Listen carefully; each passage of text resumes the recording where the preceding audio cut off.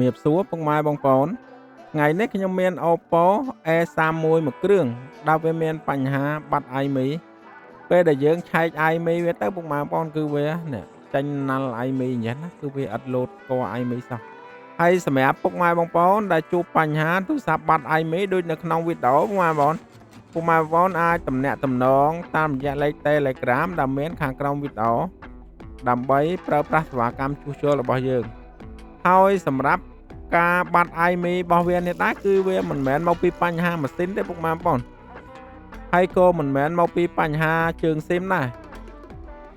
បញ្ហាដែលវាកើតនោះគឺទៅលើ program ពុកម៉ែបងប្អូនហើយអ្វីដែលយើងត្រូវធ្វើគឺយើងអត់ធ្វើការដោះម៉ាស៊ីនអីទេយើងគ្រាន់តែធ្វើការបុក program ទៅគឺវាបានហើយពុកម៉ែបងប្អូនហើយសម្រាប់ពុកម៉ែបងប្អូន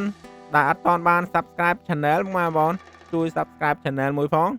Follow Page Like Share ដើម្បីជួបគ្នានៅវីដេអូក្រោយៗទៀត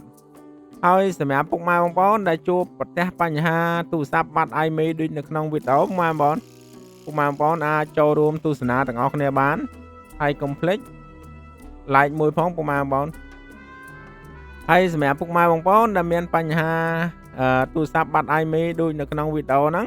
ពុកម៉ែបងប្អូនអាចឆាតសាកសួរព័ត៌មានបានដែលមាន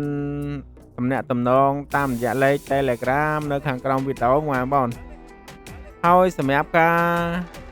បាត់ iMe នេះដែរវាយើងត្រូវការរយៈពេលជួសជុល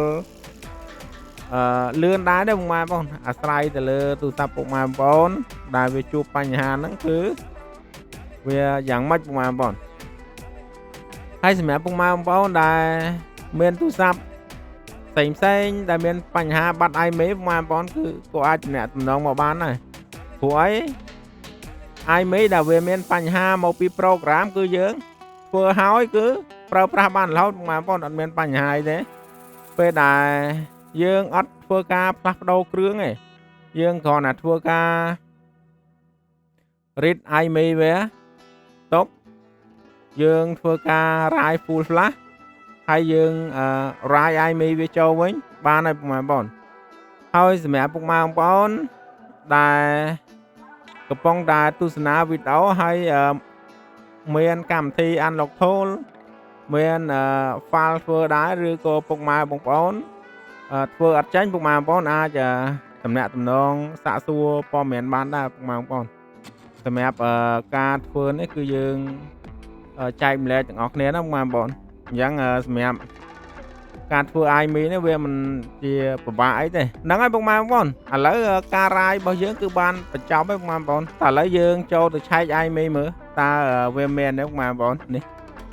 យើងសាកល្បងឆែក iMe របស់វាមើលនេះបងប្អូនអញ្ចឹងសម្រាប់ទូរស័ព្ទយើងបាត់ iMe អំបញ្ញមិញណាបងប្អូនយើងធ្វើការរាយវាហើយយើងឆែកមកចេញ iMe ធម្មតាពេលដែលចេញ iMe ហើយ SIM ក៏វាស្គាល់ដែរបងប្អូនពេលដែលបាត់ iMe គឺបញ្ហារបស់យើងគឺអត់ស្គាល់ SIM អត់មានអ៊ីនធឺណិតហ្នឹងបងប្អូនណាហ្នឹងហើយបងប្អូននៅក្នុងវីដេអូនេះមានតែប៉ុណ្្នឹងទេជាចុងក្រោយកុំភ្លេចជួយ Subscribe Channel មួយផង Follow Page Like Share ដើម្បីជួបគ្នានៅវីដេអូក្រោយអរគុណជំរាបលា